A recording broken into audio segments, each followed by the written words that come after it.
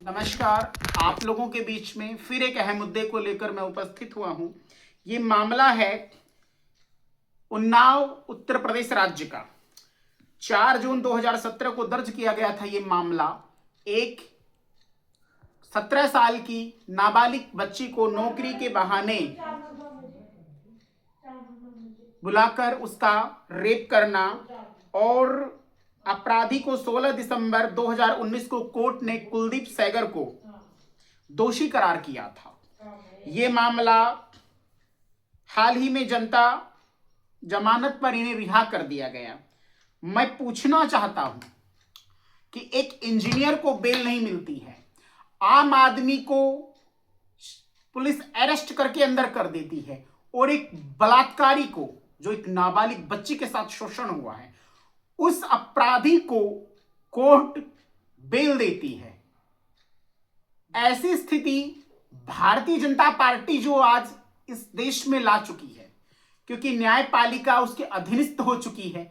न्यायपालिका वही करती है जो बीजेपी की गवर्नमेंट कहती है, जो माननीय प्रधानमंत्री जी बोलते हैं। जैसे बिल्किस बानो गैंगरेप हुआ था, उन अपराधियों को 26 जनवरी के दौरान गुलाब की फूलों की माला पहनाकर उनका स्वागत किया गया और इसी प्रकार अजीत सिंह सेंगर को भी केक कटवाकर माला पहनाकर स्वागत किया गया। इस पीड़ित जो बच्ची है, पीड़ित पक्ष है, वो अभी भी धरने पर बैठा हुआ है। मैं पूछना चाहता हूं कि न्यायालय के अंदर यदि ऐसी स्थितियां उत्पन्न होती हैं तो न्यायपालिका लोग क्यों जाएंगे?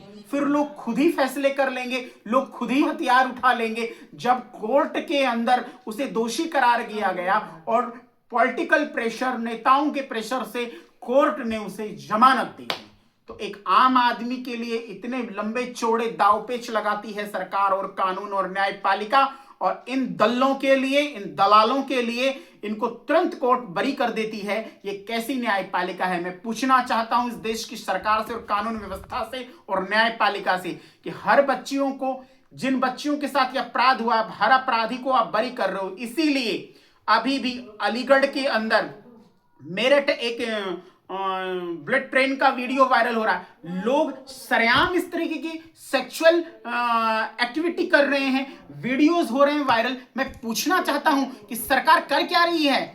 एक तरफ आप बेटी बचाओ बेटी पढ़ाओ का नारा लगा रहे हैं, महिलाओं पर, पुरुष पर अंकुश नहीं है गवर्नमेंट का। सरेआम यहां पर एक तरीके से वैश्यवृत्ति फैलाई जा रही है इस देश के अंदर में। क्या कर रही है गवर्नमेंट? हमारी गवर्नमेंट कर क्या रही है? हम आने वाली जनरेशन को क्या सिखाएंगे? हम क्यों पढ़ा रहे हैं? हमसे अच्छे तो आदि मानव हैं। हम उस टाइम ही ठीक थे जब पत्ते बांध के रहते थे। आज हमने जितना एजुकेशन को बढ़ावा दिया उतना हम अश्लील हो गए हैं इस देश के अंदर। क्या कर रही है सरकार? पर मैं तो भूल चुका हूं कि खुद मध्य प्रदेश का मामला है, नेशनल हाईवे के ऊपर खुद जिलाध्यक्ष और एक्स एमएलए साहब खुद सेक्स कर रहे थे, तो वो कर रहे हैं तो आने वाली जनता तो करेगी है। तो मैं पूछना चाहता हूं धीरेन्द्र शास्त्री जी से, वो ये कहते हैं कि हम विकसित भारत का निर्माण करेंगे, हम हिंदुत्व का निर्माण करेंगे, तो ये सारे काम हिंदू ही क्यों कर रहे हैं? क्यों बाकी लोग चले गए क्या यहां से छोड़ छोड़? क्या कर रहे हैं बताइए? शर्म संज्ञा ही नहीं रही है। दादा पोती से शादी कर रहा, भाई बहन से शादी कर रहा है, लड़के लड़के शादी कर रहे हैं, लड़की लड़कियां। मैं पूछना चाहता हूं इस देश को आप लोग बनाना क्या चाहते हो? ऐसी स्थिति आप लोग देश में लाके पैदा कर रखे हो जिसमें मुझे हंसी आती है। आने वाली जनरेशन आप लोगों को क्या देखेगी? यही इस देश को आप एक विकास की रूपरेखा देंगे कि अपराधियों को आप बेल देते रहो और जो गरीब है दोषी उसको फांसी चढ़ा दो। तो ये न्यायपालिका का डिसीजन गलत है। ऐसे अपराधी को फांसी होनी चाहिए और उस बच्ची को न्याय देना चाहिए और इस बच्ची को नौकरी दे सरकार, क्योंकि ये हम मांग करते हैं। धन्यवाद।